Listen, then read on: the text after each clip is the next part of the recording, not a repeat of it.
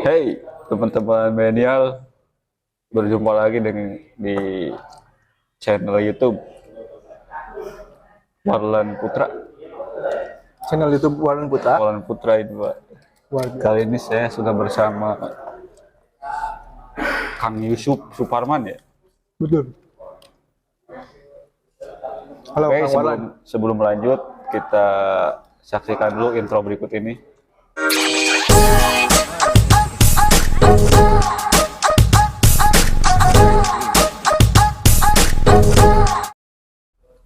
Oke. Jadi amun hayang terlihat akrab, kurang kudu nyebut naon, Cuk. Saya kan boga program Pasundan bincang-bincang. Disebut naon itu? Sobat Pasundan. Sobat Pasundan. Oh, audien Sobat Pasundan. Atau Mang Warlan, Baraya Kang Warlan. Dulur Kang Warlan. Oke teman-teman, Teman-teman, hari ini kita kembali makan siang dan sudah ditemani dengan Kang Ucup. supaya bisa berpikir makan siang logistik. Dengan Kang Ucup. Kemarinnya, Belum kan kenapa? oh tadi teater. Oh, di atas. Aduh, anjing.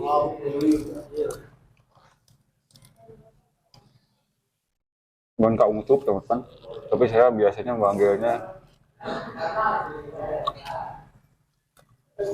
Kang Ucup sih. Jadi sih boga punya branding ya.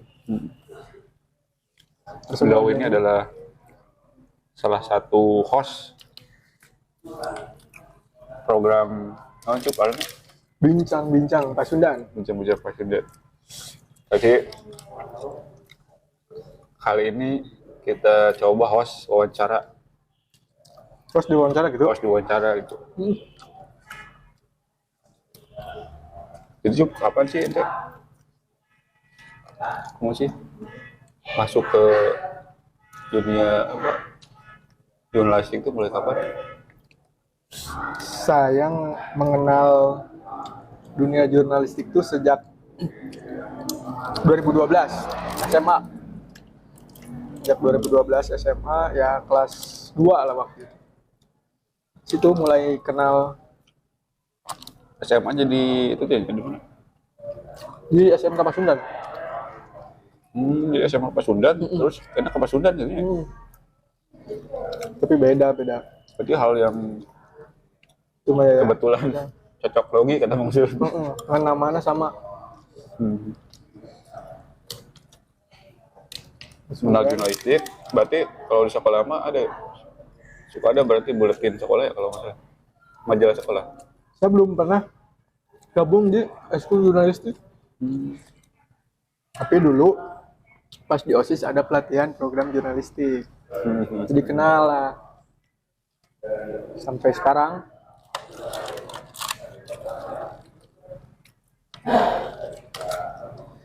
Itu apa sih Sup yang membuat tertarik ke dunia jurnalistik? sebenarnya mengalir begitu saja Kang Malan, karena saya dulu kan SMK akuntansi Kang. SMK akuntansi, tapi karena saya dulu memang senang tulis menulis, lomba mengarang, saya waktu SD juara 1 terus gitu, lomba puisi buat tulisan gitu. Kebetulan di Pasundan Express itu dulu ada kolom tulisan khusus anak sekolah gitu kan. Oh iya, kalau nggak salah menjawab pas dulu mau Gen J non sebenarnya Ya, nah, ada jadi kolom. ikutan terus ya. Jadi sekarang terbawa menjiwai.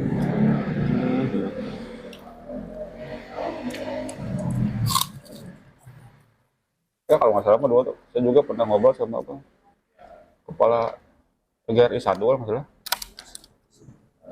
Kepala SMA PGRI 1, Asep Kahlan, Asep tempat Kahlan. saya itu dulu. ada kan? Sampai sekarang sih. Programnya ada kan? Betul saya juga Cuk, tapi ente kenal oke sih. Mbak Chef Kahlan? Kenal? Karena Cina dulu ada apa program Ya ekspresi. ekspresi ya. Jadi pas jadi pertama daftar berarti ente mau ke sekolah berarti ya? Dulu pas SMA juga wawancara guru, wawancara teman. Ini masih di lingkungan sekolah. Pulang sekolah jam 3, jam 4 setelah kumpulan OSIS biasa kan. Baru ke Pasundan Express sampai Isa sampai jam 8 malam. Itu udah biasa pulang malam, Kang Iqbal. Lihat yang nulis berita gitu. Itu kalau mulai profesionalnya kapan tuh? Mulai direkrut secara resmi sama Sunda? Pas lulus, setelah lulus sebelum hasil ujian nasional udah keluar, berarti kalau nggak salah April lah. Dulu April 2014. April lulus Heeh. Lulus SMA. 2014 lulus SMA berarti. Langsung direkrut sambil kuliah berarti ya? Sambil jalan. Bahkan dulu pas ujian nasional, besoknya ujian nasional, saya masih tetap ngedit tulisan sampai jam 8 malam. Besok mau ujian juga tuh tetap nggak ada. Berarti temu udah belajar dari sekolah, berarti udah memahami teknik jurnalistik emang dari sekolah menengah berarti ya? Kan banyak kalau orang mah setelah kuliah baru terjunnya gitu. Sebenarnya kan basic menulisnya untuk dulu untuk ekspresi itu tetap kan pijakannya. Kalau mungkin sekarang dikenalnya apa ya, konten kreator ya, yang suka nulis tentang misalkan tips hidup sehat ala milenial. Nah itu saya dulu udah terbiasa buat seperti itu Kang, sebelum ke news, ke berita. Oh dulu blogger berarti? Kayak gitulah. Nah sambil jalan, sambil coba wawancara langsung ke narasumber, ke guru. Nah kalau wawancara langsung itu kan bentuknya news, nanti berita. Ya, Nah di situ mulai belajar, dikasih tahu lah sama orang-orang senior belajar tentang 5W1H ya, head news, terus putaran mendalam. Yang paling gampang itu kan di news itu straight news, yang berita langsung. nah, apalagi sekarang online kan dituntut kecepatan. Cepat. Kadang-kadang mengabaikan 5W1H. Memang Kadang tidak cuma ada 3 itu. Cuma ada 3W dong. Ya, memang kalau saya sih di media kalau misalnya tidak bisa cepat. Itu gimana? Tuh ini serius nih soalnya kan sama kuliah jurusan jurnalistik ya, berarti ada kan ilmu-ilmunya gitu.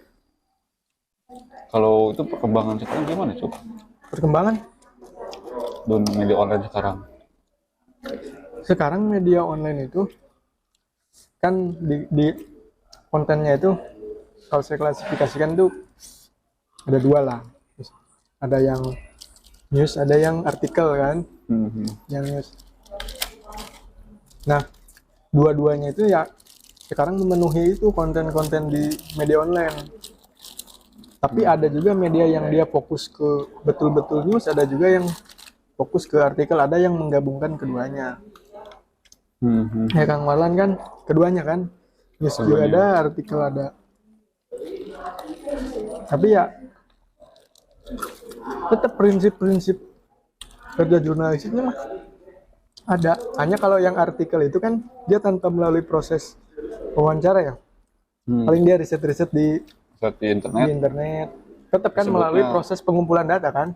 Copyright disebutnya. Bukan copyright sih, menulis ulang gitu ya. Iya. Mungkin lebih enak itu menulis ulang, kita bikin sehari minimal 1 orang 10 artikel. Itu lebih menjanjikan sih. Jadi Kang Marlan kesana ya. Lebih menjanjikan soal kan di Aceh ini kan sekarang. Justru kalau berita-berita daerah gitu Kurang pembacanya. kurang membacanya. Kalau di presentasi itu tidak berarti signifikan sih kalau dari berita daerah, kecuali berita-berita besar gitu. Peristiwa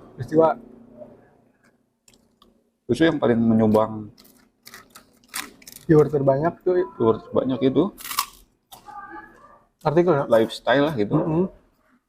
Cara berpacaran yang baik dan benar, terus Hiburan ya, kuliner misalnya.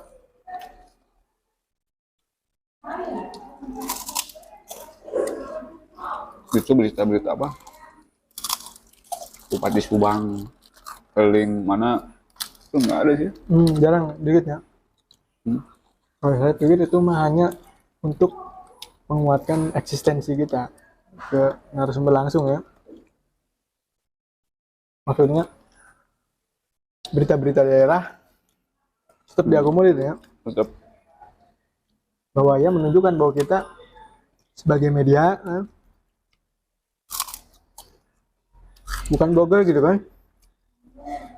tapi saya juga kan memperhatikan sih lagi di Subang ini kan mulai banyak yang udah online. Ada 50 aja. Kurang 50. Tapi kebanyakan emang tipis-tipis sih kontennya. 50 konten news, 50 tadi artikel tuh yang gimana? Artikel yang apa disebutnya? Tulis ulang gitu. You're right. Dan media-media nasional juga begitu sih sekarang sistemnya. Pasunan juga kan mulai ya. Kita udah memulai dari yang tadi basic kan kita di media cetak, media online diisi news, diisi artikel.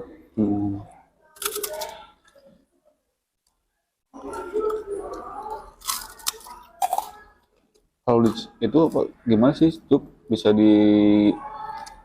dijelaskan dengan bahasa sederhana gitu ke penonton saya itu kalau bekerja media itu gimana? Kalau bekerja di media itu gimana sih tuh? Dari mulai alur kerjanya terus sampai berita itu bisa dibaca oleh publik lah. Kan kegiatan media itu kita sebutnya sebagai kegiatan jurnalistik, aktivitas jurnalistik. Nah, kalau disederhanakan aktivitas jurnalistik di media itu ada 3. Yang mana berarti mencari berita, mengolah, dan menyebarluaskan. Jadi dalam proses pencarian itu kan ada riset, ada wawancara langsung kan untuk mendapatkan sumber, terus diolah tuh diketik lah gitu, atau mungkin kalau sekarang ada konten untuk di media sosial diedit video kan, itu kan proses pengolahan. Kemudian tidak sampai jadi berita ketika belum dipublikasikan. Makanya berita itu kan sifatnya untuk publik, berarti harus sampai ke publikasikan gitu. Jadi minimalnya 3 kegiatan itu yang yang biasa kita lakukan. Jadi sederhananya mah kita wartawan di lapangan terus dikirim ke redaksi. Redaksi bertugas untuk mempublikasikan. Ya, mempublikasikan. Tapi kan sekarang dengan ada yang konten kreator yang nulis begitu kan, tanpa dia harus ke lapangan, dia sebenarnya bisa dapat berita orang, maksudnya bisa dapat tulisan lah, artikel tanpa harus ke lapangan.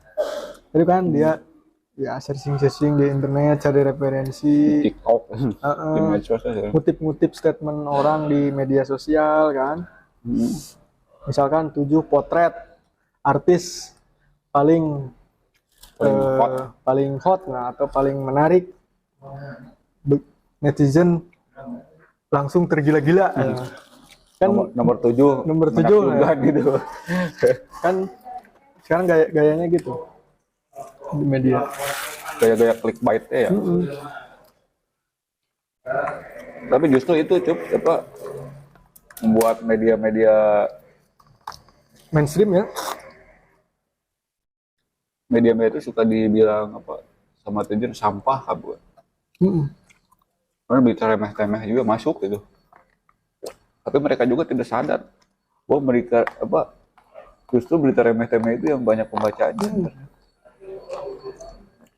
kan sebenarnya kan Kang Warlan juga sebagai pelaku media, industri media, sebenarnya kan jualan konten kan. Bagaimana konten itu bisa dibaca sebanyak-banyaknya berdasarkan ketertarikan orang kan. Ya gitu. Orang sekarang kan yang lagi banyak dicari misalkan tentang apa yang lagi rame, misalkan di Jabar sekarang Forklop misalkan, kan orang mungkin banyak yang mencari berita itu tentang raihan medali.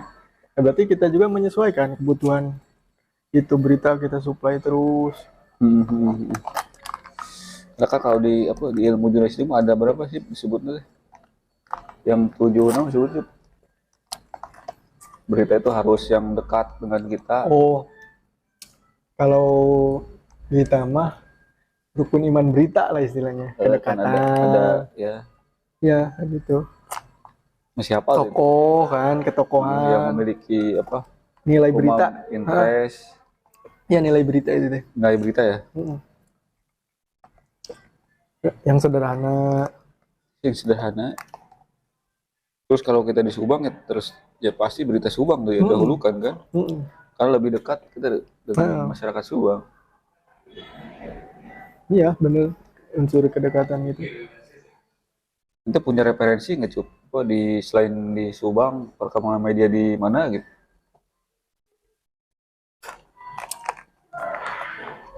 Kalau secara nasional atau gimana? Secara nasional, kita berbicara nasional. Kalau saya kan pernah sering main itu ke Kerawang dan Purwakarta ya. Sama kan itu kondisinya seperti ini. Kalau sekarang Medionan berjamur gitu. Apalagi di kota-kota besar lah, di Bandung, Jakarta. Ya benar, secara kan waktu itu saya pernah ikut ke Dewan Pers pelatihan. Oh benar. Jadi industri sekarang itu fenomenanya industri media online itu sangat begitu pesat. Nawalan hampir berapa ya? Hampir puluhan ribu gitu.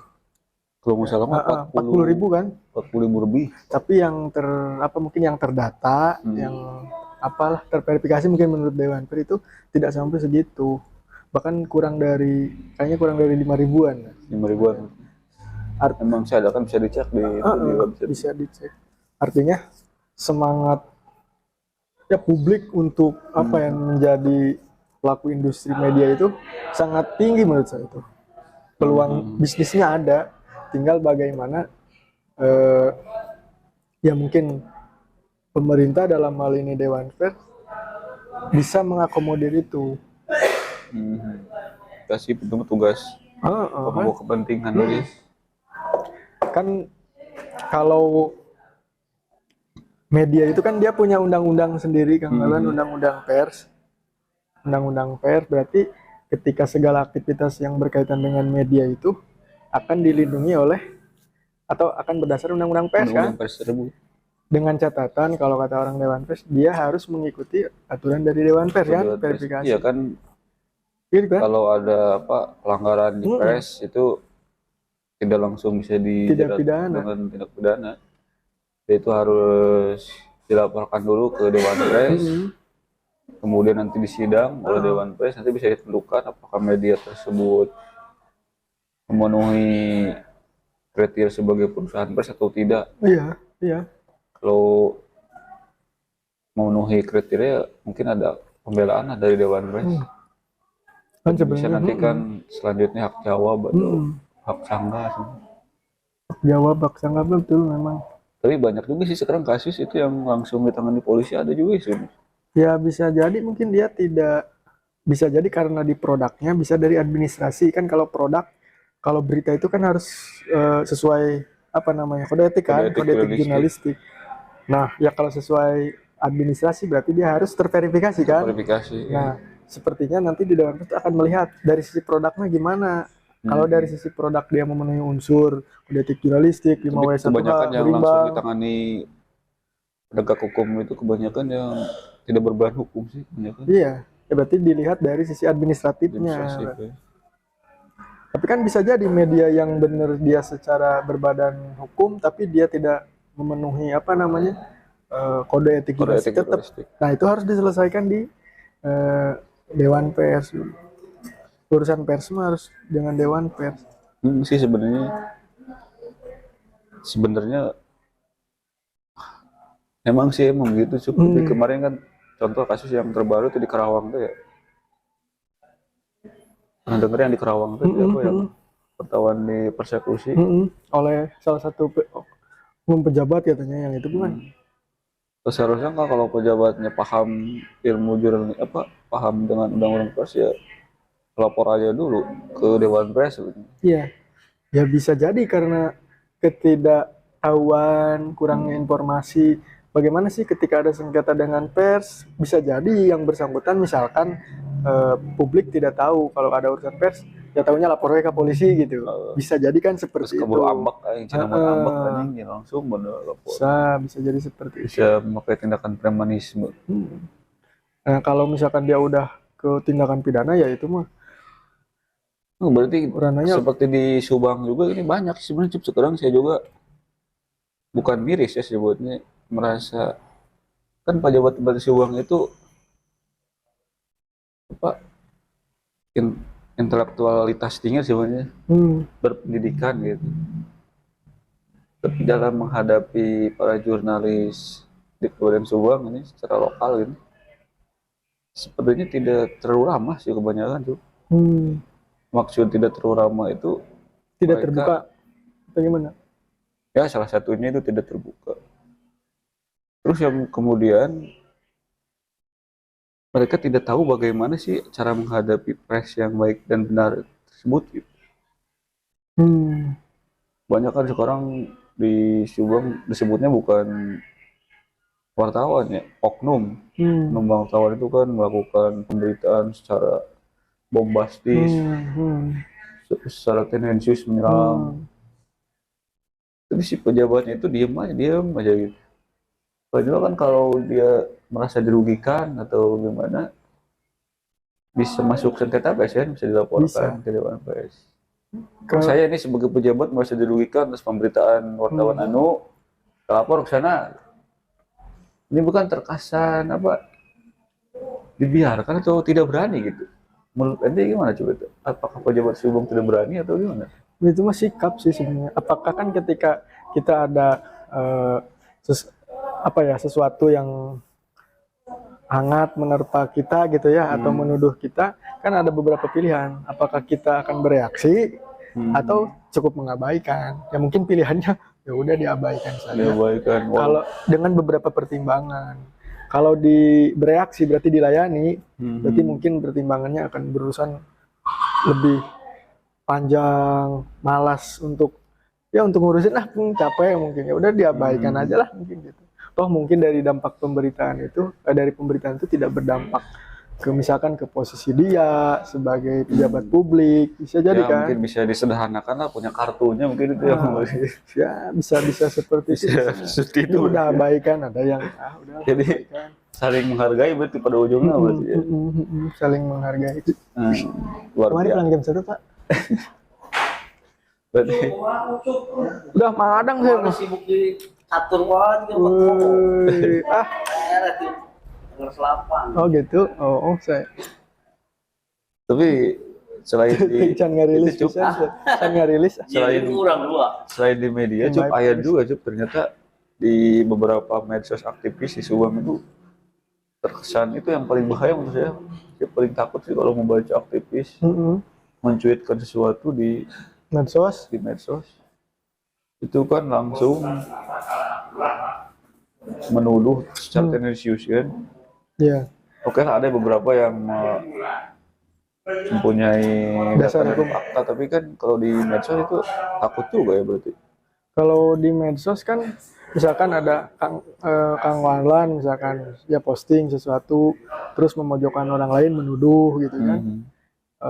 Itu sebenarnya kan hak juga kan untuk berpendapat, tapi di satu sisi kan si pihak yang dituduh itu kalau merasa keberatan itu kan proses untuk dia mengajukan keberatan komplain itu kan ranahnya ke undang-undang ITE kalau medsos itu. Jadi dia bisa pidana, bisa dilaporkan pencemaran nama baik kan.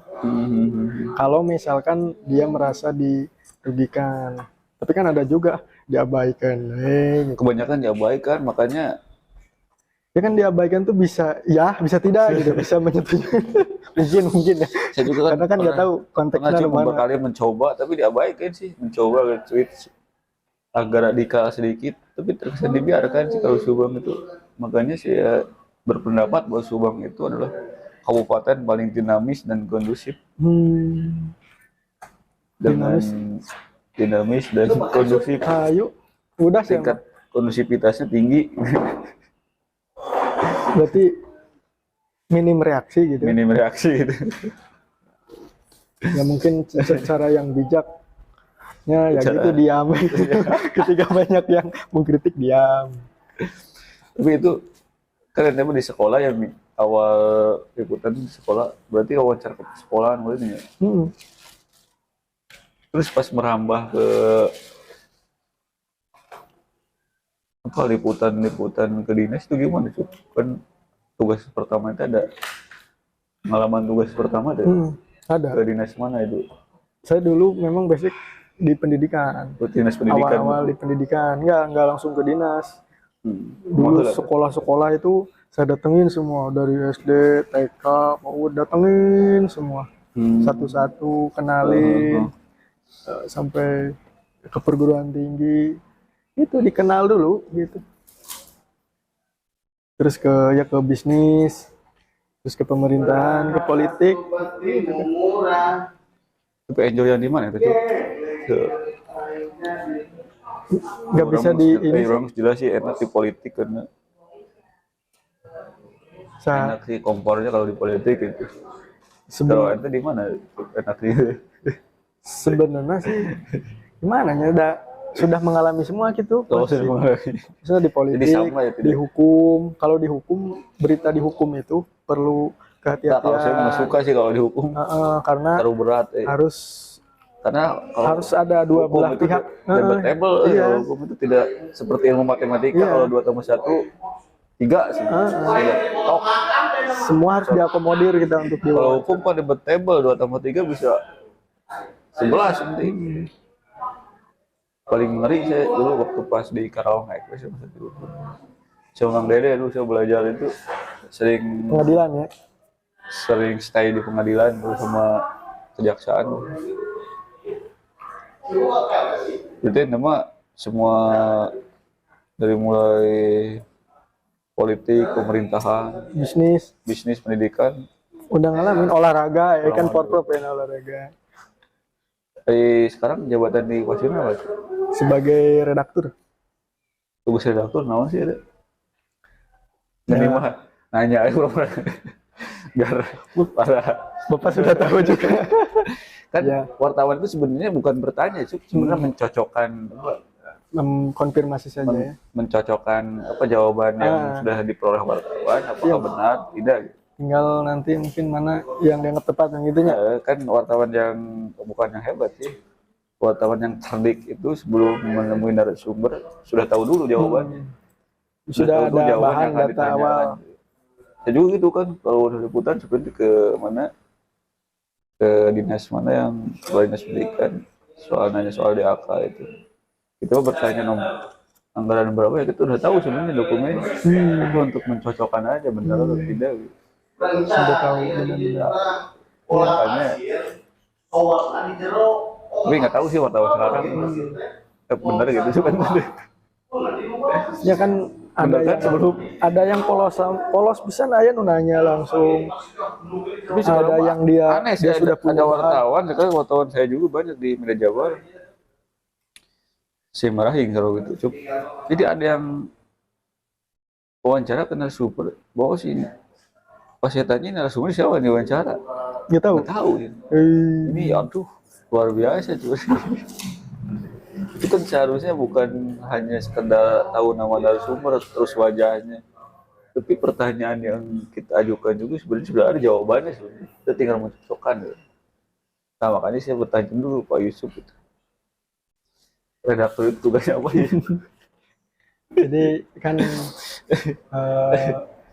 untuk jadi redaktur itu kan harus melalui proses di wartawan dulu di lapangan. Oh, Jadi kalau wartawan itu kan tugasnya dia ya tadi itu misalkan dia untuk mencari mencari ya. mengolah berita lah sampai menulis gitu kan. Nah kalau di redaktur itu kan dia bertanggung jawab dari mulai proses perencanaan, proyeksi berita apa, terus ke prosesnya bagaimana berita itu dikemas, sampai menentukan mana yang harus ditayangkan dengan berbagai pertimbangan. Pertimbangan. Jadi lebih kepada perencanaan terus mensortir lah di gawang. Sortir, ya. Tidak semua berita harus tayang. Juga kan kita juga melihat beritanya seperti apa, Situasinya dampak beritanya. Terus kalau tidak apakah ada bermanfaat atau enggak? kalau tidak ada redaktur sih berita jadi kacau tiap hari, tidak jelas arahnya kan. Iya, kan Disebutnya apa sih kalau di media itu ada agenda setting. agenda setting media ya. Ya kan kita harus punya agenda. Publik, wacana publik itu harus dibuat atau dibawa kemana arahnya.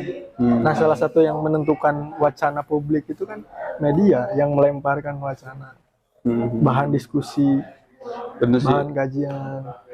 Kalau misalkan minggu depan kita ingin mengupas tentang APBD misalkan, APBD yang katakanlah defisit. Kita melontarkan pemberitaan itu, ya tujuannya ya bisa untuk mengkritisi, bisa untuk mengedukasi supaya orang kan melek kan. Jadi Bener-bener. kita apa namanya ya masalah APBD yang kayak gitu kan bukan hanya orang itu saja yang harus tahu, publik pun harus dibuat cerdas. Nah, fungsi media kan membuat cerdas itu. Ya, fungsi media itu memberitahu, jadi orang diskusi, menyampaikan informasi yang Subang misalkan diterima publik. serapan anggaran baru segini, mahasiswa juga perlu tahu itu perkembangan daerahnya dari media kan kita kan tidak tahu mereka nanti jadi pejabat, jadi orang kan harus dijejali berbagai informasi itu kan. Bener. Seru juga ini, Cuk. Udah berapa menit sih? 1 jam. Waduh, 1 jam. Udah 1 Kita jam. nambah sejam lagi, berarti 2 jam. Berarti nanti sesi selanjutnya. Terus itu, Cuk. Kan kalau dari wartawan itu ya kita itu apa kata nggak tahu sih, kayak teman saya itu kan wartawan itu memiliki privilege gitu. Apa sih, Cuk, yang didapatkan anda selama jadi wartawan? Privilege apa sih? Apa ya? Kecuali membuat SIM mempermudah gitu. Selain itu apa lagi? Enggak juga. Tetap. Oh enggak. Tes Biasa. anak. Sama sih juga tes gue lulus semua alhamdulillah. Apanya guys? Yang lebih kepada dikenal orang kan sih, dikenal intinya gitu. Paling kalau ketemu orang banyak yang say hi berarti. Banyak kenal. Hey. Itu. Apalagi kan ente mah liputan bisnis pasti beberapa pelaku usaha mana ya seperti Iya. Ya kenalan dengan. Syariater misalnya. Tapi kalau gitu mah mending bayarnya sendiri gitu. Ya, iya kan. Nah itu harus dipertegas berarti. Bayar kita ya berarti. Hah? Ini daripada ngeri-riweuh liar. Nah, tapi ada sih cerita ini wartawan warung kopi itu ada sih wartawan oknum gede isi wartawan di Subang itu parkir juga katanya ada Siap. bayarnya pakai KTA ya mau parkir Nggak apa-apa itu salah mah satu di Sudah ini KTA aja hak dia, kita kan nggak bisa nah, saya melarang. sepakat sih saya kan sebagai wartawan ya kita jangan sampai ngeriuh lah ya pihak lain. Mereka bekerja seperti kita masuk objek kita ya bayar kalau ada. Kalau urusan pribadi mah ya Kalau urusan nggak usah pribadi. dibawa. Tapi kalau udah urusannya kantor, misalkan saya mau kerja sama ini, saya lebih berani ngomong gitu. Saya mau kerja sama, mau ada kegiatan event, tolong bantu. Tolong dibantu diskonnya gitu. Kan kerja sama mah jelas dia diuntungkan gitu, diuntungkan gitu. Tapi kalau urusan pribadi ya beda cerita lah gitu. Tapi kan tiap orang beda-beda. Terus itu coba selama jadi wartawan ada nggak narasumber yang sulit ditemui gitu? Wah ada berita besar nih harus diterkom, harus mencari narasumber yang harus bisa dikonfirmasi. tapi sulit ditemui. Kalau seputar Subang masih saya nggak terlalu sulit. Bener ya? Kalau Subang mah Berarti untuk tidak ada tantangan berarti Subang ya.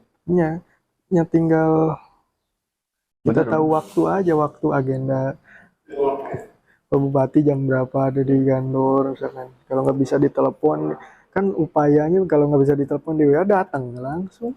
Mau jawab 2 kalimat no yes ya penting Bener. datang. Untuk Berarti kalau bener sih saya merasakan sendiri selama 2011 nunggu 2 jam sampai 2 jawabannya no komen ya. belum pernah ada sih saya dulu waktu saya pernah dulu waktu zaman jahiliyah lah, waktu zaman saya masih belum memahami itu. Pernah saya dulu pernah tadi saya kan wartawan itu sebelum mendatangi narasumber harus tahu muka, wajah, jabatan, dan pertanyaan itu harus ya sebelum bertanya kita harus tahu pertanyaannya. Dulu saya waktu awal saya juga pernah mengalami kebodohan waktu pas mau wawancara salah satu kepala dinas kalau saya. Si kepala dinas itu pas keluar gitu saya nanya ada nggak kepala sih? Si dengan bodohnya si kepala dinas itu ada. Lagi keluar, saya juga mau keluar ya Pak. Terus saya ya udah nanya ke yang staf. Tadi kan ngobrol sama di depan sama si bapak. Anjing si goblok gitu. Berarti tapi itu kepala dinasnya sengaja atau memang kayaknya mah iseng sengaja? Nggak tahu ya, iseng ya. Maksudnya teh kira aku yang tete apal menarik diwawancara gitu. Nah itu makanya saya sempat merenung dan saya teringat berarti benar itu bahwa kita itu sebelum tapi karena peristiwa itu saya jadi terngiang kepada saya sebelum berangkat mewawancarai seorang saya harus tahu dulu nama. Iya, profiling dulu kan. Profiling saya cari riset lebih dahulu yang banyak karena kan dalam dunia jurnalistik itu hal yang utama itu riset. Profiling lah sih kumaha ya orangnya. Jangan sampai kita pas ketemu dengan narasumber kita tidak tahu apa-apa gitu. Lahir kita tahu rumahnya di mana, keluarga seperti apa. Bang, saya dulu sempat mencari riset, hobinya juga harus tahu supaya obrolan itu nyambung. Obrolan itu jadi runtut seperti kita ngobrol gini terus. Gitu.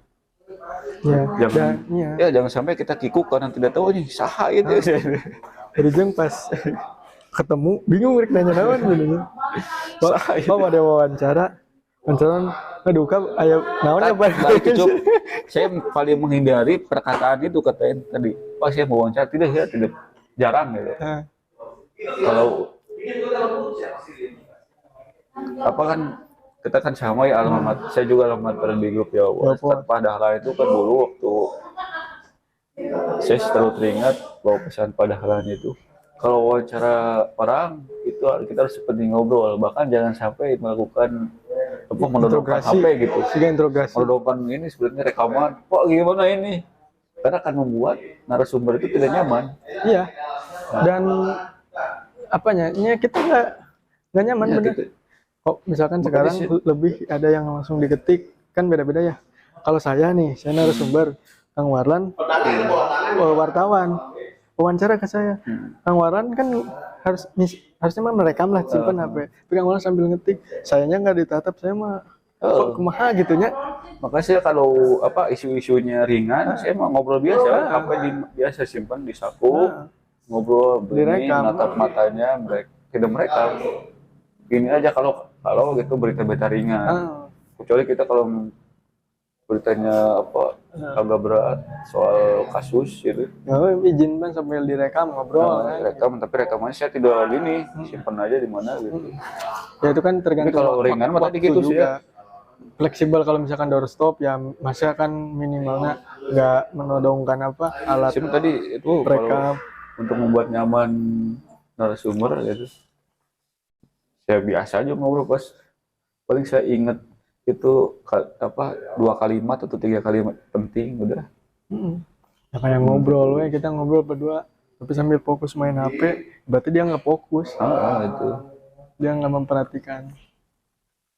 Banyak sih sekarang kan lebih fokus Dikit gitu. Kecuali Titik mata kalau kemana, kemana gitu. kecuali kalau wawancara banyakan, konferensi kebanyakan. pers ya. Ya kalau doorstop mah ya kita harus sih set. Apalagi kalau Pak Presiden kan harus semua set. So kalau zaman sekarang mah kan video juga ada set video. Nah, justru sekarang saya wartawan sekarang lebih ini cup. Dulu mah kan saya waktu zaman 2012 2013 itu kan kalau wartawan cetak ya nulis aja gitu, nggak ada video kan dulu. Sekarang mah kan lebih itu ya. Kompleks. Sekarang itu tugas kalau Tugas wartawan wartawan itu itu lebih kompleks. Dia skill jurnalistik harus ada dan dia harus akrab dengan teknologi kuncinya. Ya minimalnya dia bisa ya video lah. Tidak ya minimalnya untuk menggabung-gabungkan beberapa video dia harus bisa lah kirim ke redaksi gitu. benar-benar Jadi tugasnya bukan hanya tulis, ngambil gambar, bahkan kan ada yang wartawan langsung live streaming ya. Dia mau udah ngetik berita, live streaming juga di Facebook. Ya memang tuntutannya seperti itu, multi platform. bener multi platform. Dan itu apa sebenarnya memberatkan bagi wartawan yang berusia di atas 40 berarti. Ya memang dengan dimanapun ketika teknologi hadir di tengah-tengah itu, misalkan di kelompok buruh ya, ketika harus ada perubahan dari sisi teknologi, dia akan ya harus berjuang keras untuk beradaptasi. Sama halnya kan dengan wartawan yang udah mungkin dia senior tapi belum akrab dengan mengetik di handphone kan, kita sekarang kan udah bisa ngetik. Jadi harus terbiasa melakukan itu. Bener, Kecepatan sekarang. harus akrab dengan teknologi sih kunci utama menjadi jurnalis masa kini. Skill jurnalistik ada dan akrab dengan Teknologi. Ya minimalnya dia apa ya? Harus serba cepat, Cepat-cepat ya. serba bisa.